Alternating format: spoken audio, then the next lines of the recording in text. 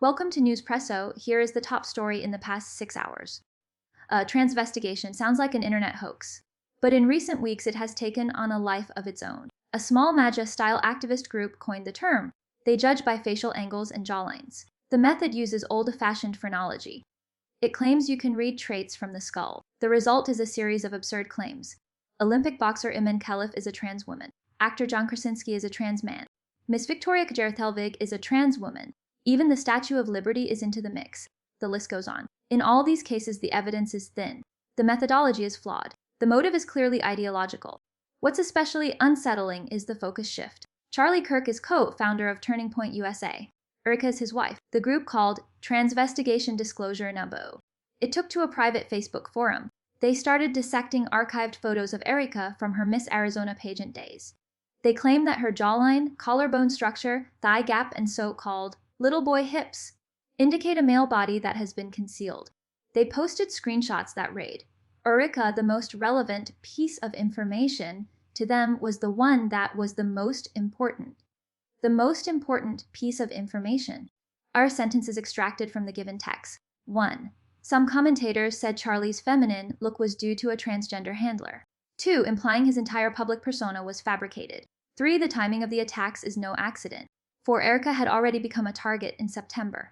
5. After her husband was shot dead during a speech at Utah Valley University. 7. The tragedy was used to underline their claims. 8. The narrative was presented as false. Yup, that's why Charlie Kirk seemed so feminine and emasculated because she was a transgender handler. One comment read, another user, K. Estrogeni, posted a thread to argue that TERFism is a mental illness and that transphobia also harms cisgender women. In short, the narrative is a blend of defamation, misogyny, and a warped sense of political drama that only serves to further entrench the group's fringe status. The fallout has been swift and visible. Media outlets that have traditionally covered the event with a level of skepticism have either dismissed the claims outright or labeled the whole phenomenon a symptom of a wider cultural war. Social media platforms have begun flagging or removing content that promotes the transvestigation narrative because it does not meet their community guidelines around hate speech. Yet the conspiracy still circulates in echo chambers, reinforcing its own logic without any real evidence. All of this underscores how political factions can weaponize misinformation. The idea that a person's gender identity can be decoded from a public image or a childhood nickname is nothing more than a myth that serves to delegitimize a political opponent.